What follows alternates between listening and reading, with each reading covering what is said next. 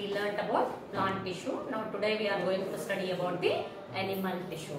So what is the classification of animal tissue? Let us learn one by one. Okay. So the animal tissue. So already you know the definition of tissue. So tissue is nothing but a group of similar cells performing similar function, and they will be originating from the same origin. So let us learn about the animal tissue and how they are classified. So animal tissue mainly they are classified into 4 types. That is epithelial tissue. So animal tissue mainly classified into 4 types. That is epithelial tissue. First one is epithelial tissue. Then second one is the muscular tissue. Epithelial tissue. Second one is connective tissue. Connective tissue. And third one is muscular tissue. And fourth one is nervous tissue. Muscular tissue. And fourth one is nervous tissue. So nervous tissue. These are the 4 types of tissues in the animal. So the animal tissue is divided into 4 types, that is epithelial tissue, connective tissue, muscular tissue and nervous tissue. So today we are going to study about epithelial tissue and connective tissue. So let us know how the epithelial tissue is further divided and what are the characteristics of epithelial tissue.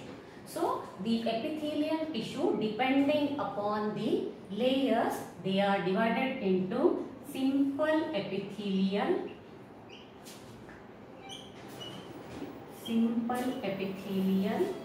and stratified epithelial. Stratified epithelial. So depending upon the number of layers. So as the name indicates, simple epithelial. Simple epithelial means it consists of only one layer of cells. Only one layer of cells. So you can see here, for example, a single layer can be seen like this. So this is known as the simple epithelial tissue. So what about stratified epithelial tissue? So the stratified epithelial tissue, it consists of more than one layer of cells. So many layers you can find. So that's why they are considered as the stratified epithelial tissue. So depending upon the layer, they are divided as simple epithelial and stratified epithelial. So what are the general characteristics of epithelial tissue? So the general characters, they are having packed cells. So there is no intercellular space in between these epithelial tissue. And the main work of this epithelial tissue is it acts as the protective layer. It acts as the protective layer, and it helps in preventing from the infection.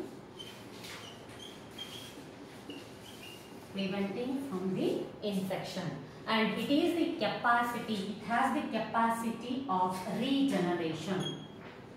So it has the capacity of regeneration. That's why it helps in the tear or the repair of the tissue. So it also helps in repair of the tissue.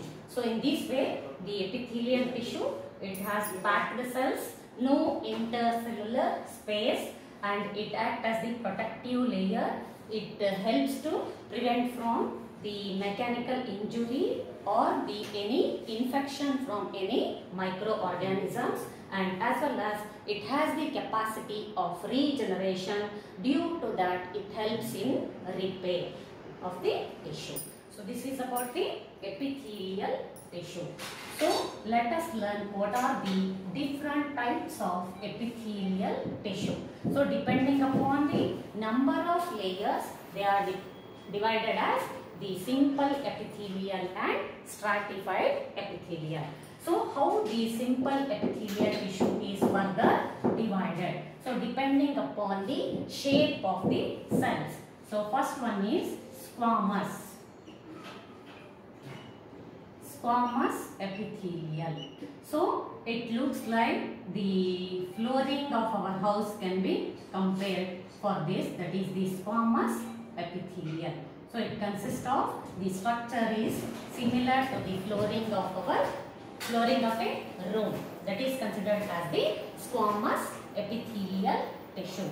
Where you can find this squamous epithelial? Generally, this epithelial tissue, it is present in the skin, and these squamous epithelial, cuboidal epithelial, columnar epithelial, all these are present in the inner lining of the internal organs.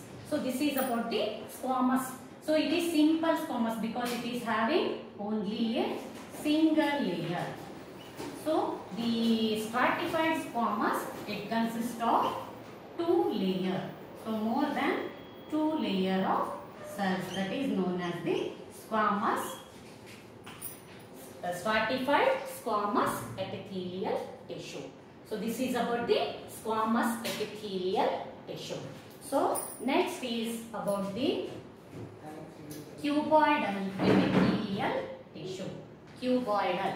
So second one is cuboidal. So as the name indicates, cuboidal means they will be having the shape of cube. So you can see the simple, you can see like this, the cube-like structure. It is simple cuboidal epithelial tissue, and you can see the nucleus in the center. So nucleus will be in the center, and the cuboidal epithelial, it will be having the structure of cube-like structure. Then if it is only having only a single layer, then it is known as simple cuboidal epithelial. If it consists of more than 1 layer, if it consists of more than 1 layer of cells, then it is considered as the squamous, the stratified cuboidal epithelial tissue. Stratified cuboidal epithelial tissue. So it is about the cuboidal epithelial tissue. So where you can find this cuboidal epithelial tissue, you can see this in the internal organ. For example, lining of the respiratory tract, lining of these kidney tubule, you can see the cuboidal epithelial tissue. Then the third one is columnar epithelial tissue. Columnar epithelial tissue. So as the name indicates, it looks like the column-like structure. So this is the structure. It consists of, the nucleus will be present at the base. Nucleus will be present at the base, and it will be having the pillar-like structure. So it will be having the pillar-like structure, and sometimes if the columnar epithelial, if it consists of the cilia, that is the hair-like projections, if you see the hair-like projections on these epithelial tissue, that is the columnar epithelial tissue, then it is considered as the ciliated columnar epithelial tissue. Ciliated columnar epithelial tissue. So if cilia is not present, then simply we can call that as columnar epithelial tissue. So where you can find these columnar epithelial tissue? So the ciliated columnar epithelial tissue you can see in the intestine, and as well as you can see in the respiratory tract. So what is the main function of this cilia? Hair-like projections. So they help in pushing the mucus in the respiratory tract. So pushing the mucus in the respiratory tract. So this is the main function of ciliated columnar epithelium. So one more, that is the glandular. So the simple epithelial, sometimes it folds inwards like this. So it will be having the cells like this. So it is now considered as the glandular. So glandular epithelial tissue.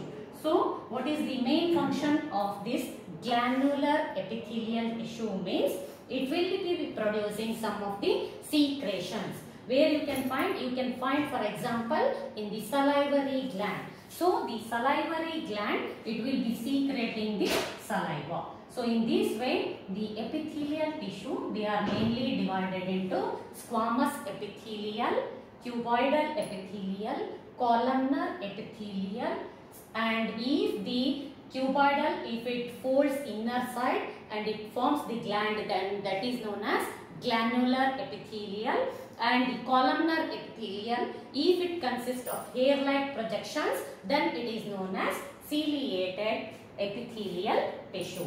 So if it consists of only one layer, and squamous epithelial, it will be having, if it is having only single layer, then it is called simple squamous epithelial tissue. If it consists of more than one layer, then it is called as stratified squamous epithelial tissue. So this is about the epithelial tissue. So the main function of epithelial tissue, it helps in the protection, and as well as it is present in the inner lining of the skin, and in between it is occupied, and it will be protecting the internal organs. So this is about the epithelial tissue. So epithelial tissue, we have studied the types, that is the squamous epithelial,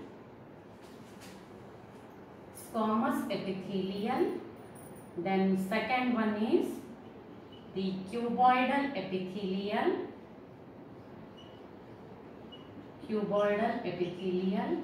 then third one is columnar epithelial, then the fourth one is, you can see, either ciliated. If it consists of cilia, then it is considered as the ciliated, and if it is internal folding, if it folds inside, then it is called as the cuboidal glandular epithelial tissue. And you can see here the stratified means which consists of the more than one layer of cells. So it is considered as stratified and simple epithelial tissue. So these are the types of epithelial tissue, and this epithelial tissue, it helps in the protection, and you can see this epithelial tissue in the lining of the skin, blood vessels, salivary gland, and alveoli of the lungs. So these are the main types of epithelial tissue, and as well as the main function of epithelial tissue. So let us learn about the connective tissue. So as the name indicates, connective means which will be connecting one organ to another organ. So which will be connecting one organ to another organ, and this connective tissue, it is further divided into, depending upon where it is present, they are divided into different types. So let us study about these connective tissue. So the main function of this connective tissue is which will be connecting one organ to another organ. That's why the main function of this connective tissue is supporting, binding, and as well as packing. Supporting, binding, and as well as packing. So let us know how this connective tissue is further divided and what are the different types of connective tissue. So the connective tissue, it is further divided into different types. So the first one, areolar connective tissue. Then second one is adipose connective tissue. Third one is skeletal connective tissue.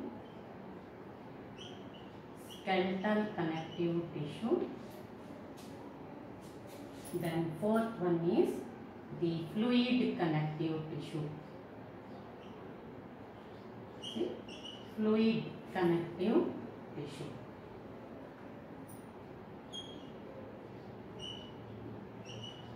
Fluid connective tissue.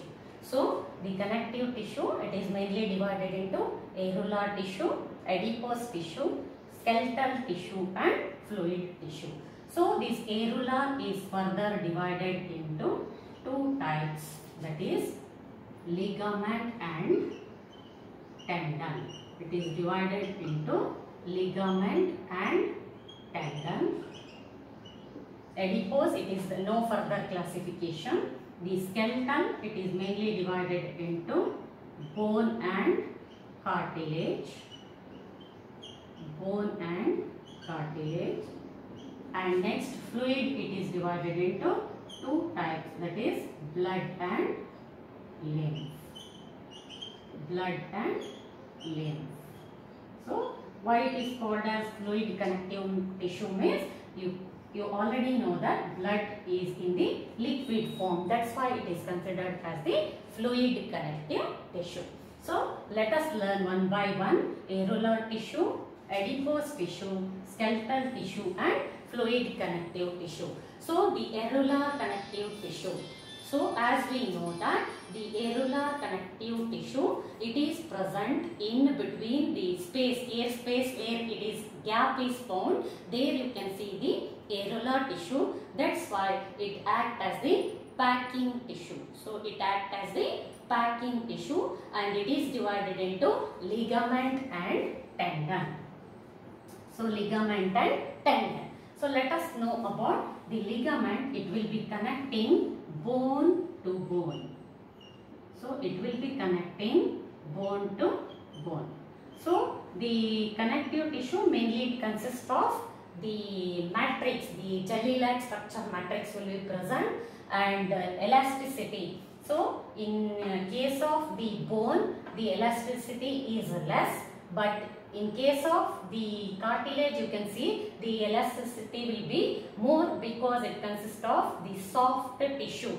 So which will be present in between the joints.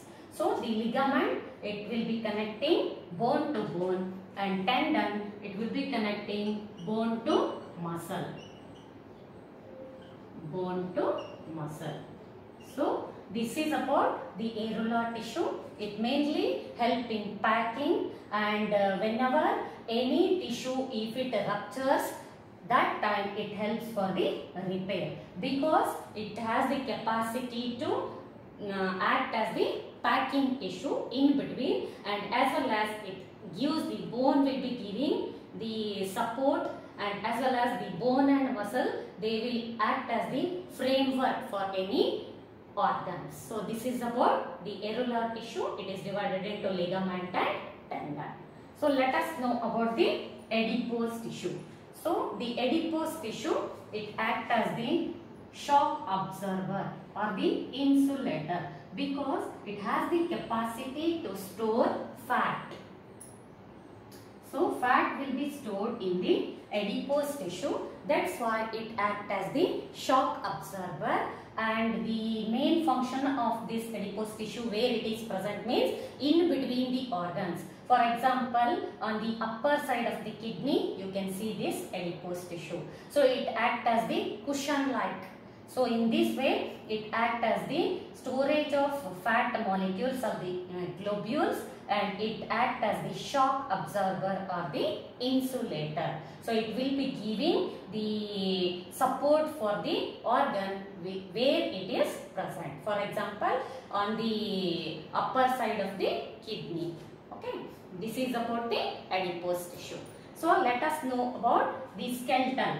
So as the skeletal connective tissue, which will be connecting the bone and as well as the muscles and the cartilage, it acts as the joining tissue. So it is soft in nature as compared to the bone, and these bone and cartilage, they are made up of the calcium and as well as phosphorus, and bone is the hard structure.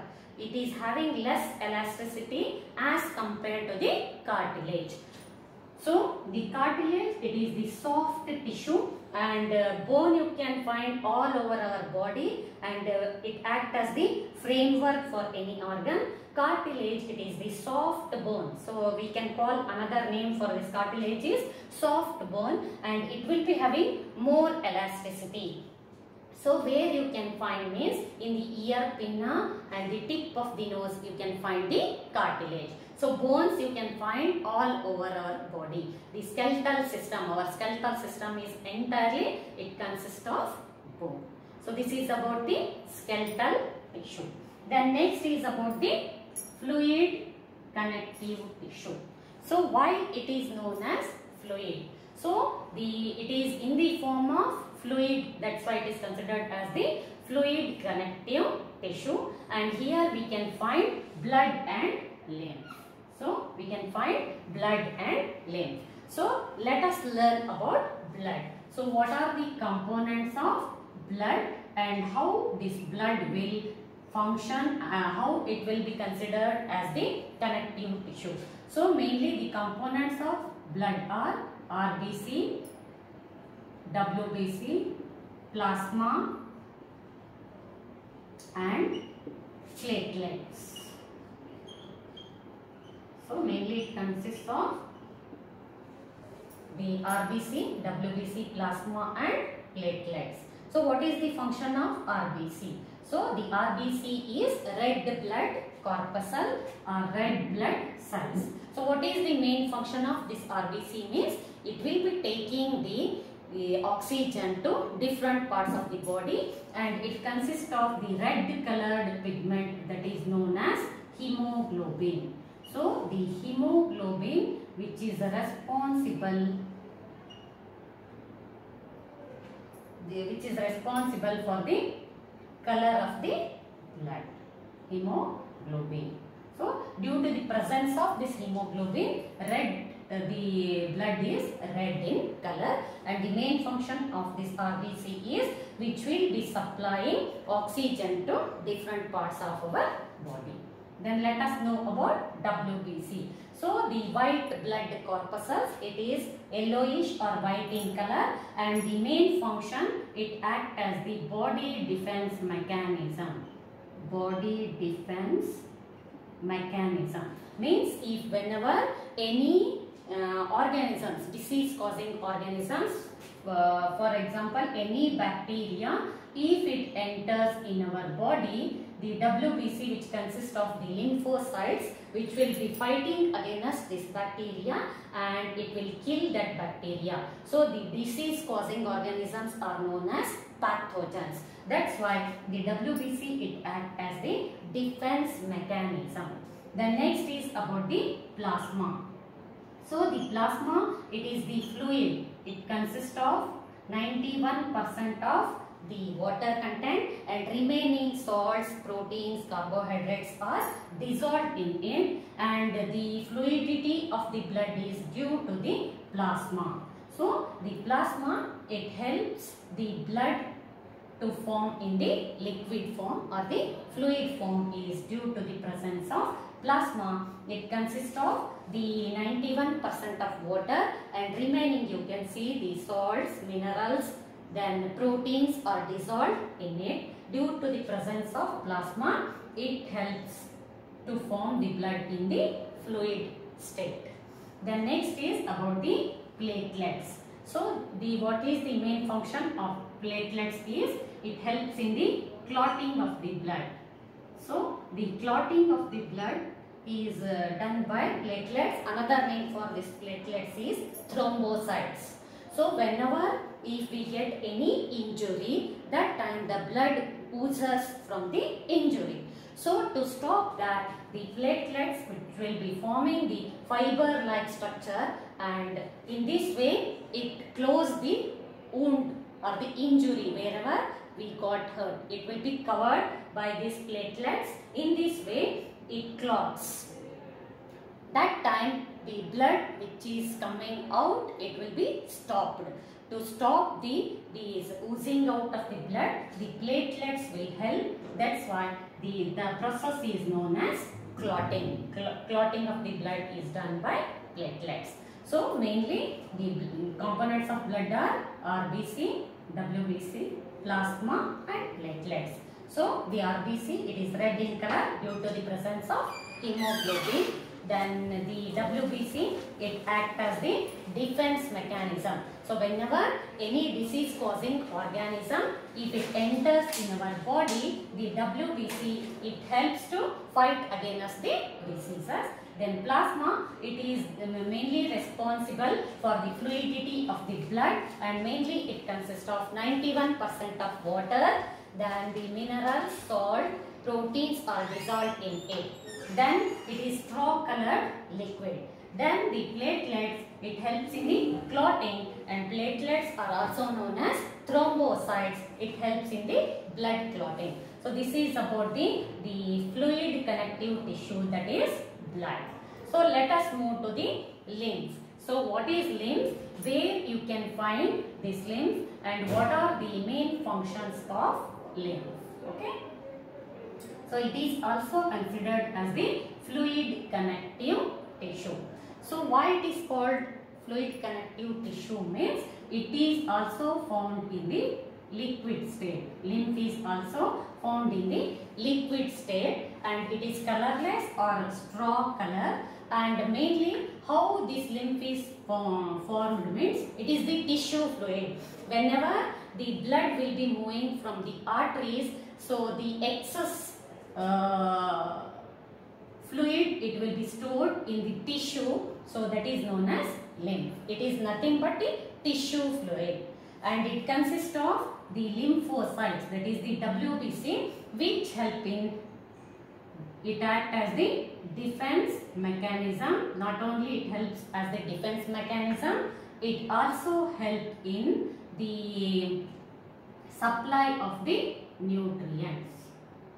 So it will also help in the supply of nutrients. It may be any nutrients, proteins, carbohydrates and minerals, whichever part is required, any of the nutrient, it is supplied by the lymph. And it consists of the lymphocytes, that is the WBC, which is responsible for the defense mechanism. Whenever any of our organ, if it is infected due to either the pathogen, it may be bacteria or the protozoan or the virus, that time the WBC, it fights against the disease causing organism. So the lymph is consist of these lymphocytes, and it consists of the nutrients which is supplied by this lymph to different parts of our body. So in this way the lymph is acting as the fluid connective tissue. So in fluid connective tissue we have studied about blood and as well as lymph. And the connective tissue, the main function of this connective tissue is which will be connecting one organ to another organ. For example, we can take the example of blood. How it will be connecting one organ to another organ. So we can take the example of blood. The blood which is produced in the heart. So already you know our heart will be pumping the blood, and it will be supplied to each and every part of our body. So the heart will be pumping the blood, and the blood is in the liquid form. That's why it can be supplied to each and every part. Every part it will be supplied. That's why the blood is acting as the fluid connective tissue because it will be connecting all the body parts. So not only it connects, but also the main function of the blood is it supplies the nutrients, then oxygen, and as well as it will be supplying the hormones to the target organs. It will be supplying the hormones to the target organs, and as well as it will bring back the waste material from the different organs back to the lungs, so that again blood will be purified. So the blood is acting as the connective tissue between, first it will be pumped by the heart and it will be supplied to each and every part of our body. And the blood, it will be supplying oxygen, hormones, and as well as the nutrients. So it consists of the nutrients which will be supplied. Why these all are required for our body means, see, without oxygen the cells cannot survive. And what are hormones? So the hormones are it is released by the endocrine glands, and they will be producing this directly in the blood tissue. So you can see, for example, the pituitary gland which will be liberating the hormone, thyroid gland, all these are considered as the endocrine gland. So similarly, exocrine glands, they will be secreting some of the secretions. So in this way, it will be supplying nutrients, oxygen, hormones, and as well as it will bring back the waste materials which are produced in our organ, and it will be taken to the lungs for the purification. So in this way, the blood is acting as the connective tissue. So along with that, the areolar tissue, adipose tissue, skeletal tissue, also they act as the connective tissue because they will be connecting one organ to another organ. For example, you can say, take the example of the skeletal tissue, bone and cartilage. They will also form the framework for the entire system. Body system consists of these bones and cartilage. And what is the main function of this adipose tissue? It will be storing the fat. So in this way, it acts as the connective tissue. Then the areola, it consists of ligament and the tendon, which will be connecting one organ to another organ. That is ligament, it consists of bone to bone, and the tendon, it will be connecting muscle to bone. So in this way, we can find that connective tissue, it will be connecting one organ to the another organ. So today we have studied about the epithelial tissue. So the epithelial tissue, it acts as the protective tissue, and in this way it helps the outer covering. It acts as the protective covering, and it helps in it gives the support, and as well as it prevents from the infection, and the connective tissue which help in connecting one organ to the another organ. So depending upon these epithelial tissue, depending upon their shapes, they are divided. If it consists of only one layer, then it is considered as the simple epithelial tissue, and if it consists of more than one layer, then it is considered as the stratified epithelial tissue. So today we have studied about epithelial tissue and as well as connective tissue. So in my next class we can learn about the muscular tissue and as well as the nervous tissue. So this is about the animal tissue. So in next class we can learn about the nervous tissue and the muscular tissue. Thank you.